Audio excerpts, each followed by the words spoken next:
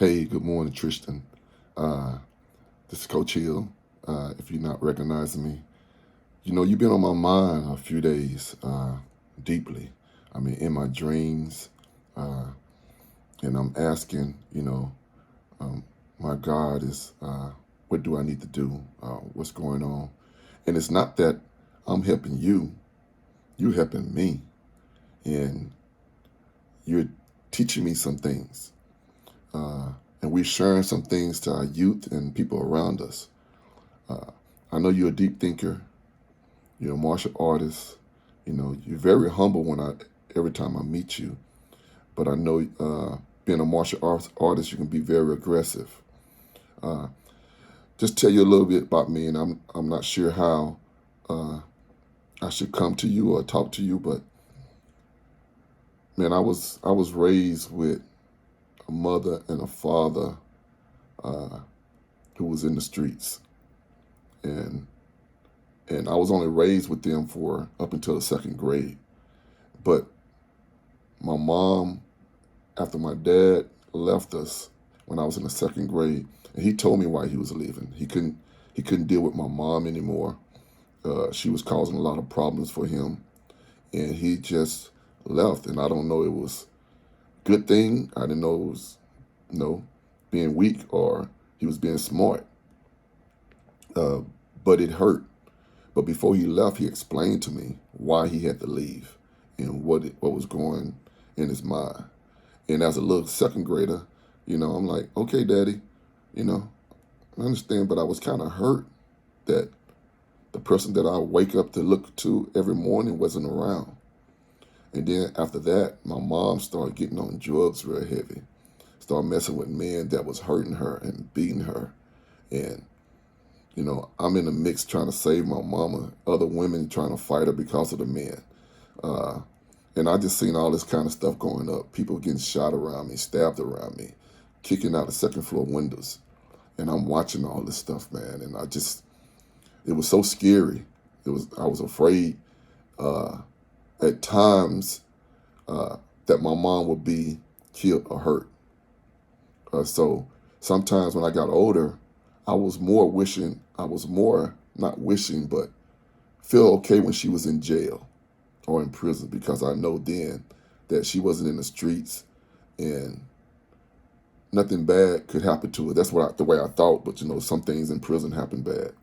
But growing up without her uh, around and being sick on drugs and being in the streets and doing some things, I felt alone. Uh, so I used to wake up early in the morning. Me and my best friend, who's a pastor now, and we got on a church bus who went across town from us. And this church bus that went across town from us uh, was able to give me a foundation, of saying in Jesus' name, God, uh, and in that process of going back and forth to church, and getting off the bus and playing with my friends, I wasn't never afraid to talk about God. I remember in the sixth grade, I used to walk around saying, "I'm street Jesus. I'm gonna do everything Jesus did," and but I was fired up of trying to be somebody better than my pathway that my community, my culture was leading me. And, I think it was in my heart too. And I had a lot of knowledge. I'm martial art as well, a little of it. My mom was martial art. My dad was a boxer. I have it both, but I went more into boxing, but I used to do martial art here and there and just never finished the class, never became a black belt. Uh, and my dad was a street fighter, but boxing skill technique. And I boxed, but I wanted to give it up. My nickname is Champ. So I'm very competitive. I didn't want to lose in nothing. And what's so funny about it, in my dreams, you wouldn't let me lose. You wouldn't let me lose, man. Uh, and you were standing by me. And you remind me so much of me, the quiet, humble, but I want to burst out so much on things that I felt like was wrong for me. But I had to understand my mom was sick. So what I did, I prayed and prayed. I prayed continuously. the hope that my mom will get better, the hope that, if I do good, then great things will happen for her. And sometimes, you kind of almost lose faith. I remember one time I was sitting on the curve and there was a light shining.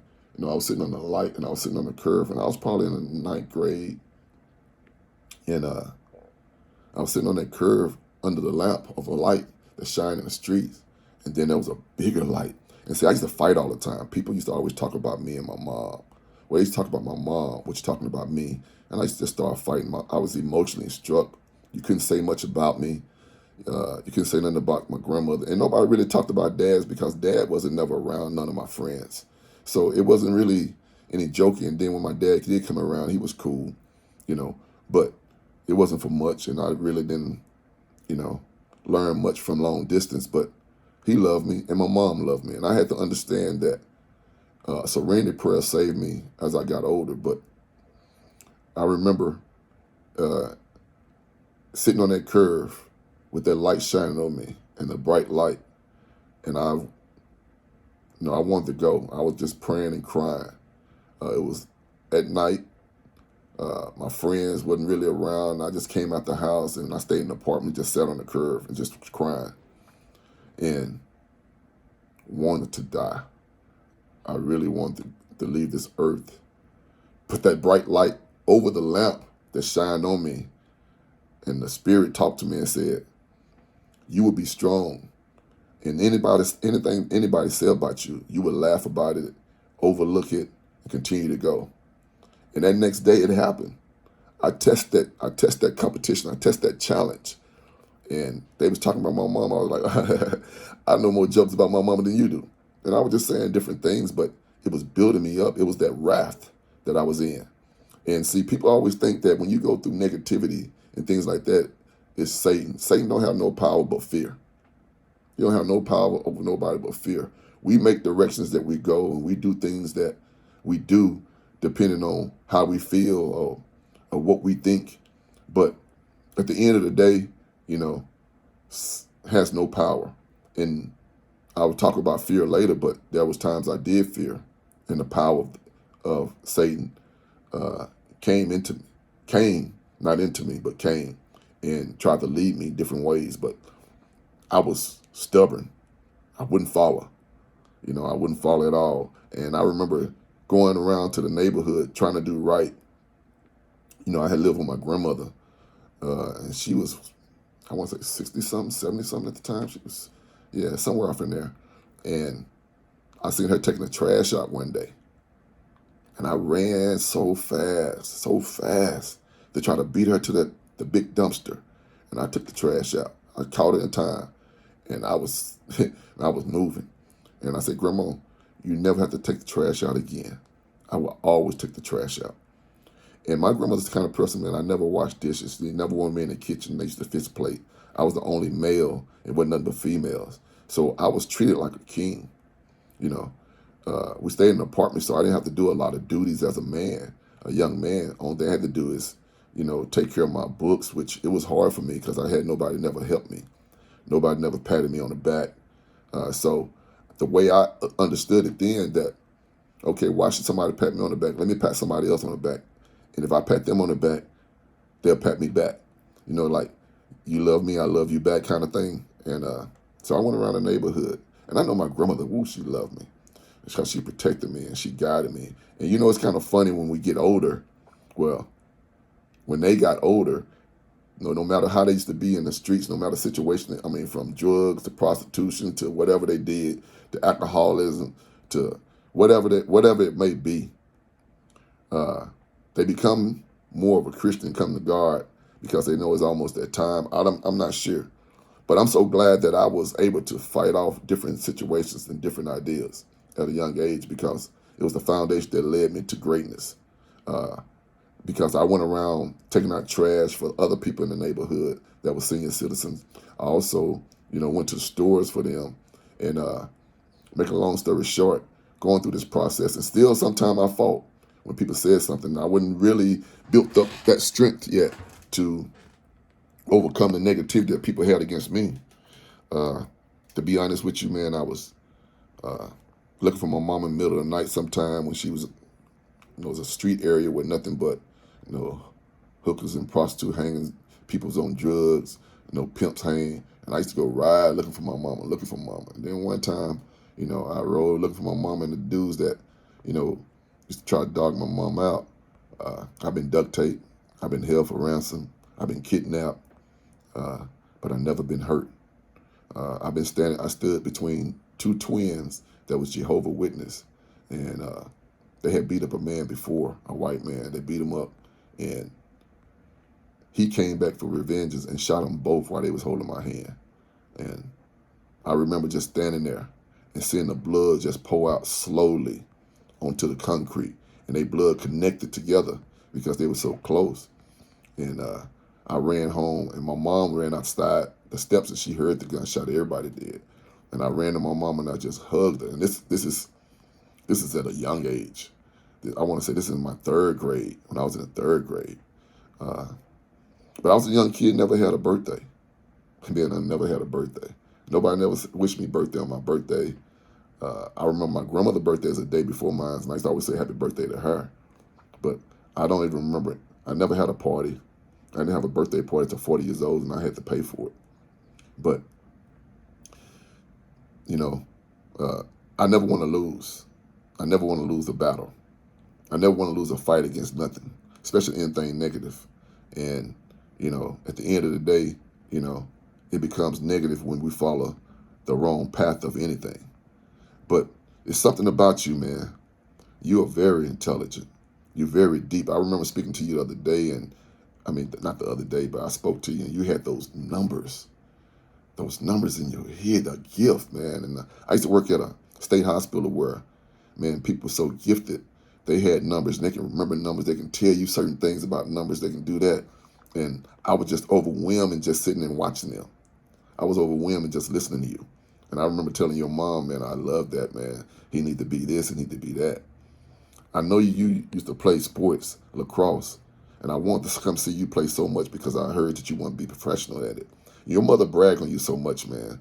That's all she talk about. You. Tristian. The great things and some of the things that she was hurt on. But the only thing she talked about you because you the man.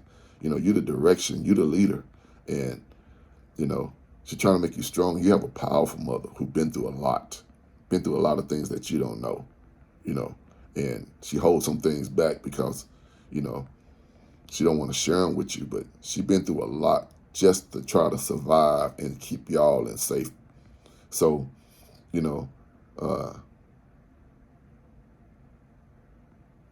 let me tell you about the dream. I was coaching. It was like 2-3. I was coaching. And you was in the stands. And you was looking at the clock. You was telling me about numbers. You was telling me who to put in because they was doing better at this time. And they scored this many points. And you was just, in the stands, like, right behind me. I kept looking around, kept on turning around like, Tristian, what you know about all this? And I sat you on a bench with me right behind me. And man, I never lost a game. We made the right moves. We did the right thing, and we was winning. And all of a sudden, it was football and then lacrosse. I played lacrosse for the fun of it as a PE teacher, but I never played lacrosse. But you had me playing lacrosse, and you was hitting, and you was telling me what to do, and I was like, Tristian, this is cool, man. And I have my own bottle of water. I know you heard, Champions MVP Character Water. MVP stands for Most Valuable Person. It's our competition. And this water is something is pure. Water is pure, something that we need in our life. And character is the most important thing in this world, And, it has love on it. And it has a saying on the back, which I'm not going to read it to you. I'm going to give you a couple bottles. Because some way you started helping me with that and helping me with my social media. It's just like, you're great, man. You're great. And, at one point, I didn't almost die. People thought I was going to die, but they didn't know the power of God in me. And so, but before then, Tristian, I went in a dark spot. I didn't want to say God. I didn't want to say Jesus' name no more. I was looking for other religious, you know, what's the name of that? I can't even think of it now, Christian.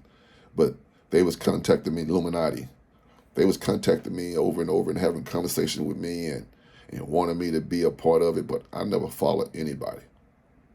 I never followed anybody. And they was like, they don't sacrifice people. They don't do this. They don't do that. I'll be a good candidate. Gonna let the Grand Wizard talk to me. I was like, Grand Wizard, that sounds weird. So anyway, I kind of asked questions, being very polite, and then got off. You know, we had a long text, but I was in a dark spot because I stopped saying Jesus' name. I was always looking for my talent and my gift again. I wake up in the morning. I'm a routine person. When I say routine, I get up early and I like to work out. I like to drink hot water. I like to, write my poems and do all that and, be creative. I write movies as well. Got 7 movies that I need to complete, but I got them. And I wrote videos. I was Usher's mentor, and I'm the one who got him dancing like Bobby Brown and Michael Jackson. I wrote for Bobby Brown. If you go look at Tag Team Whoop, there it is. I created that video part with the basketball scene. That's me dunking ball here backwards and stuff like that. And just letting you know some of my creativity. And I know you creative too. I know you creative. I know, man. And some reason that I want to be partners with you, man. I want you to mentor me like I mentor you. I want you to help me out, and I want to help you out. And it's been a craving for a minute, but as that dark spot, I was confused a lot of things. Never been confused before. Always been on point, but now I was confused for a minute. And I came to a point where I was like, hold up. I was always thinking death, like I was going to die. I started dropping tears, like, I'm lost. I'm here by myself, and I wasn't never going to turn to nothing evil. But I always had the thought process because of all I seen. My dad used to make 8 balls in front of me. Matter of fact, to be honest with you, my dad started me. I was smoking marijuana when I was 2nd grade. So just to give you some of my insight and the truth about who I am and what I'm about. When I told you later, I want to learn different things and help other people. And for so many years, I've been kind of quiet. And your mom would tell you, I go in there and talk to kids, and I try to motivate them here and there, but I wouldn't really put my passion. I sit and rest and all that. And because people with other titles was controlling what I do and what I wanted to do. And I thought they was controlling, but nobody controlled me. Not after I got the power of God back in me. And I'm going to tell you that story. So being in that dark spot, I sat down one day. I was crying. Big old grown man crying. Don't be sharing this now. I was crying and I was just talking. And I didn't know who I was talking to, But I was talking, then I just started saying God. And I was like, hold up, champ. Why in the hell, using the hell right now, but why in the hell will I change from saying Jesus' name when they saved me through all that wrath and everything and the struggles and the trials and tribulations that I went through? All that stuff I told you, man, and nobody never hurt me. As soon as I moved to Georgia back in '93, my next door neighbor was drug dealers, and I was cool with them. And they wanted to use my phone, and I went next door. Then because I heard my phone ringing, and they wouldn't answer it. So I'm moving the phone. So I moved my phone, and I went to look for my phone, and it was some Jamaicans with sawed-off shotgun, machine guns, came to the door with the gun pointed and say, get in here, get in here, however they were speaking. And I looked in there, and as they opened the door, man, they grabbed me by my shirt, and I was kind of struggling, and then they had all them the guys that lived next door and their friends, duct tape over their mouth, their hands were behind their back, duct tape, and they had cocaine and money thrown all beside them. I've seen this movie before. I ain't trying to die, but they got me in there. And the only thing I was praying for that my roommate didn't come home and see my door wide open and knock next door, and then he'd be in there. I needed somebody to tell the truth that I wasn't part of this. But, I was praying, I wanted to be out, and then you remember, I'm not afraid to die. But at the same time, I'm very aggressive when it's time for me to be aggressive. And I was thinking about getting up and just jumping out the second floor window and just, I don't care what happens. And they started going, hitting everybody in their head. Pow, with a pistol. Pow, with a pistol. They was hitting people in the head. But they didn't hit me. They put the gun up to people's head, but they never put the gun up to my head. God was protecting me, and by protecting me, they protect them. They got up and just ran out without shooting nobody or nothing. They just took all the money because they was doing some transaction and took all the drugs with them. And the only thing was by our face was, little bags of rocks and cocaine and dollar bills and stuff like that. So when they jumped out, I jumped up. When they got my hand cut, everybody else was going to cut everybody else. When they got my guns and say, let's go, let's go. And the drug dealer say, no, man, that's just a part of business. I said, I don't want to be a part of this business. Man, y'all, I'm for the move. Y'all got to go. I was just tripping, but I'm just telling you the part that he saved me. So when I'm going through this dark spot, and this been the summer now. The summer and during school year, I was going through a dark spot because people was messing with me left and right. And, and I know I'm very emotional, and God was still trying to send me through a raft to get stronger. So people messing with me left and right. And I was emotionally wanting to whoop somebody's tail, But, at the same time, I'm trying to do the righteous thing. So as I said to myself, why would I do that? Why would I stop saying Jesus' name when they protect me so much? I started remembering everything growing up as a child, and I started crying about it. And I used to put that in the back burner. I never thought about it because I was moving forward. But everything, I started to remember, and tears started coming out my eyes constantly. Even at school, Coach probably tell you I would walk outside and my eyes be full of water and all that, or I'll go into my office for a minute just to wipe my eyes, and my eyes stay red. But, I changed my life back and started saying in Jesus' name. And I started seeing a little light. And I went to church. As soon as I went to church, the preacher was talking about what I was feeling. And the Spirit was hitting me. So I joined the church. And I started going, and I started taking notes and started trying to save people and change their lives. And that's always been a motivational speaker. I always want to change people's lives and make them better. I always train other people. Something that I feel that you should do too, with your greatness that you have. A lot of kids need you, man. A lot of youth need you. You are so intelligent. You're so confined into who you are and what you want to be. And a lot of times we're in situations that we don't know about our resources and things like that. So we kind of step back and wondering why great things did not happen to us. Well, I know why great things didn't happen to us, because God put me through the raft. God the only one put me through the troubles and trials and tribulations. Like I said, the devil can't do that. Satan can't do that. Satan don't have no part of me. I'm too strong. I have power, and I have a sound mind. So in regards to, fighting them off, I went to church on a Wednesday. The preacher was talking to me about basketball, youth development, and then all of a sudden he started talking about open heart surgery and how the heart is taken out your body, and how they, blow out when people have aneurysms, and how they blow out the aorta to get the blood to come out, and how they put everything back together and sew everything back together. And I'm looking at my wife and my son like, okay, but I'm saying to myself, why is he saying all this? So the conversation went on, and then we stopped and we left, and the next morning I had a doctor visit. The doctor came in there and he sat me down and said, Mr. Hill, sit down, please. I said, what's going on? Because I got good vital signs. My body is great, okay. I got good vital signs.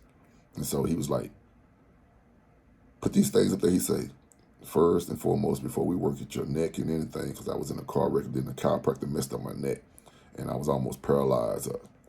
Tell you the truth, I almost died. And then he said, I have an aneurysm descending in my heart. I'm like, okay, shaking my head like, okay, explain, what is an aneurysm? It's a blood clot. And not only that, I had one crack disc in my neck and 3 herniated discs. That's all what the chiropractor did to me.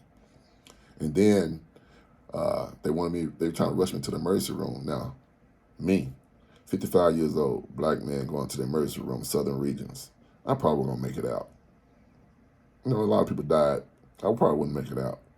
So I was like, no. And I went home and I wasn't gonna tell nobody.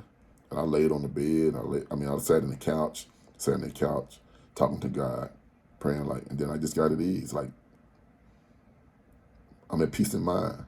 I'm at peace in mind now. And whatever your will is, whatever your will is. So I ended up calling my wife, letting her know what happened. She rushed home, trying to talk me to the emergency room. I had promised a man who do my trees. He has a daughter that's 10 years old. And this little girl, Cole. It's a little white girl, Cole. She's a speed racer. She's a drag racer. But she was at Atlanta Speedway, and she had that performance that night. And I promised him. I was like, no, I got to keep my promise. If I'm gonna die, then I'm gonna die keeping my promise. So my wife was like, no, don't go. So we went. I said, we gotta go. So we went, enjoyed ourselves. I took so many pictures and interviewed her, and then came home and she's like, you want to go now to the emergency room? I was like, nah. And I'm just keep on fooling her out. So I finally ended up going to the emergency room the next morning, only because I seen my son, and my heart open up, and tears and snot and everything else, because I didn't want to leave him. It was almost like my daddy saying he was leaving me when I was in second grade. I didn't want to leave my son. And then my son has a son. So I'm like, and he has one on the way. I'm like, oh, God, I know it's not my time. So then I began to fear again, which is the power of the devil. And I was like, And so went to the emergency room, laid up. They come in with a surgeon, neurologist surgeon. They said my spine was close to my nerves because of the pressure, which can cause me paralyzed. My aorta and my vessels ruptured from what the doctor did. And I had the aneurysm sitting in my heart. But they had to go to my spine first. And I was like, my wife, I was like, I'm not getting no surgery. I'm not getting surgery. And all of a sudden, people start praying for me. People was calling me. Your mom called and prayed for me. She was trying to get up there, Coach Hunt, the preacher, Mr. June, came up there and prayed on me and all that. And I started feeling the power of love. You don't know the strength you get when you think, see, at one time you think you gave everything and do everything and nobody loved you. If you die today, nobody care. Well, that's not true. Whatever you give out is what you get back. They say giving is receiving inside out. That is so true. So whatever you put in is what you get out. And all the love that I spread it across the world, and all the people came and gave me love back, and I jumped out of the bed. And no, actually, I had to go get some more CAT scans and all that. And they was telling me about death, and doctors who had aortas sending down their heart died with blood clots. They doctors from a vaccine shot. I was like, why y'all talking death to me? I'm not going nowhere. So they put me back in bed, and I had 5 hours to 6 hours before my surgery, which they thought they was going to do surgery, but I was going to walk out. I wasn't going to have surgery. I wasn't going to let nobody cut on me because I was feeling good. Besides my neck and stuff, and I had spasm for like a week and a half, almost 2 weeks. So on my birthday too, I didn't get to do nothing on my birthday again. No birthday, nothing. So my wife gave me some presents. So I jumped up when I felt the power, and I went and started telling people, you're gonna be all right. God is God. You're gonna be all right. God. And then I came and laid back down. Everybody was around the bed, putting their head down, sleeping. My family. And the lady came in, Mr. Hill, we don't have to do surgery. The aneurysm is gone. Your spine, the pressure on your spine from your nerves is not no pressure no more. And I said, I told y'all I was all right. But that was the power of God in the science of all things, man. And the power that I felt, I left that day and said a speech probably almost longer than what I'm talking to you now.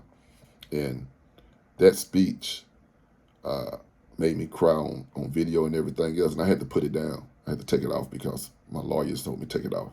But I'm going to put it back up because I got to share that with the world.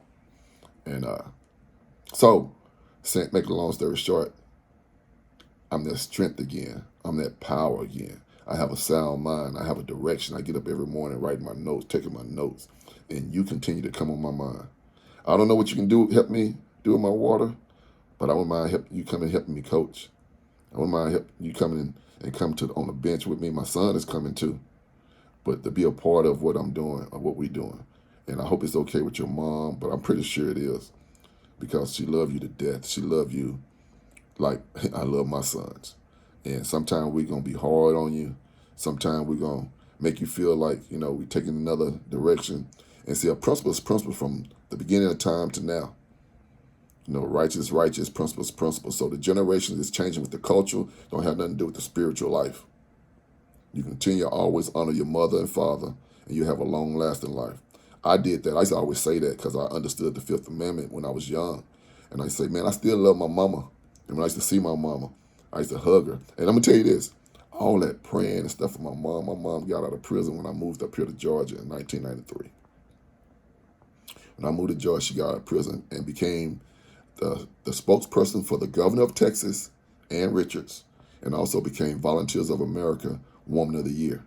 And she was going to church and got powerful. And for 10 years, she was building up, and I wanted to move her down here because she ended up getting sick with diabetes and had to get her breast removed and cancer and stuff. And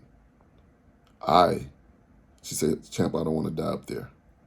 So when I was talking to my mom on the phone, man, I loved her so much. I used to go visit and stuff, and she used to cook for me. I was going out for the Cowboys. I wasn't eating meat, and then all of a sudden I went to the house. She was cooking pork chops. I was like, Mom, this is my favorite.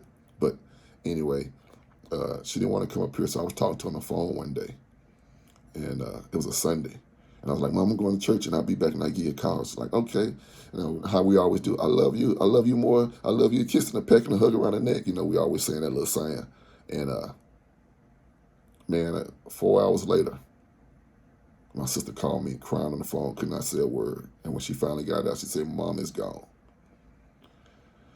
My whole inside dropped.